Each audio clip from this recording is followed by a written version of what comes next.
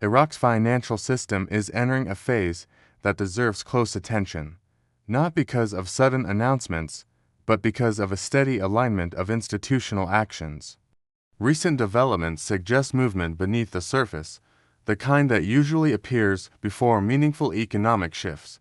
This is not a moment for rumors, it is a moment for facts, context, and careful observation. For years, discussion around the Iraqi dinar has been shaped by speculation. What makes the current period different is that changes are being seen within formal institutions, not online commentary. International attitudes toward Iraq's currency appear to be evolving, slowly but noticeably, as official channels acknowledge its status as a sovereign currency within a reforming system. One example often discussed involves the changing posture of large banking institutions in the United States. In earlier years, some banks stopped handling dinar transactions entirely, reflecting caution rather than rejection. More recent accounts suggest that internal views have softened, influenced by confirmations from official U.S. Treasury communications recognizing the dinar's legitimacy. If accurate, this reflects a meaningful shift in perception. That change does not guarantee outcomes, and it should not be treated as a signal of immediacy. Economic reform does not move in straight lines.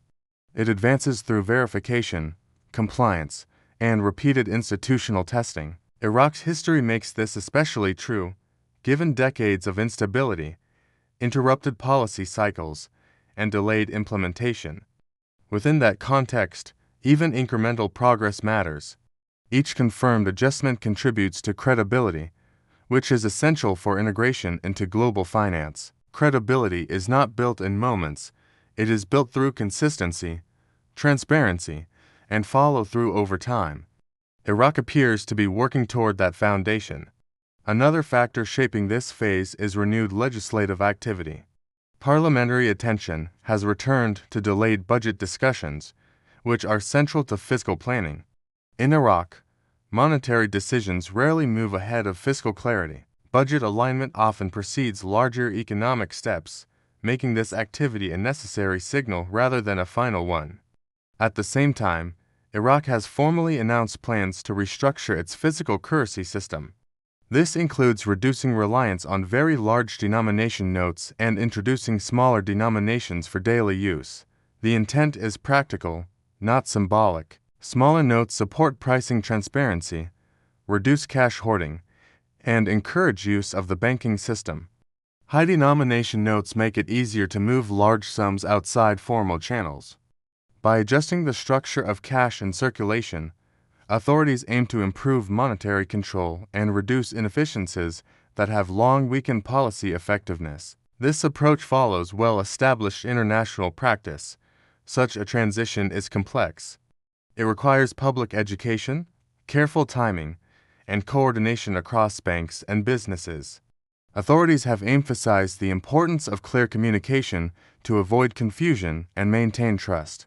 For holders of existing notes, this means preparation rather than assumption. Another major shift reinforcing this reform effort is the suspension of the long-running electronic dollar auction system. While originally designed to stabilize the currency, the platform became associated with weak oversight and currency leakage.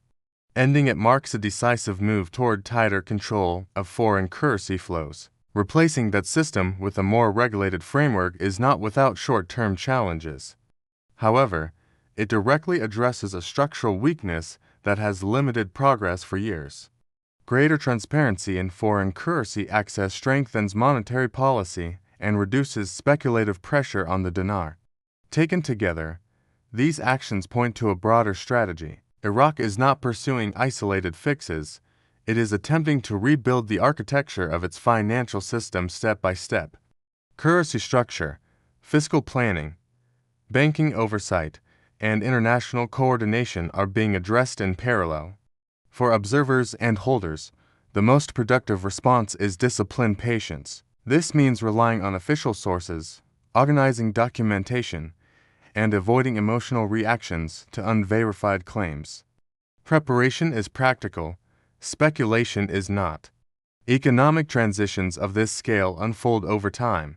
They include pauses, revisions, and recalibration. These are not signs of failure. They are normal features of reform in systems undergoing foundational change. At its core, this process is about restoring confidence. Confidence in institutions, confidence in rules, confidence that the system is moving toward predictability rather than improvisation. That confidence matters not only to investors, but to everyday citizens whose lives are shaped by price stability and access to banking.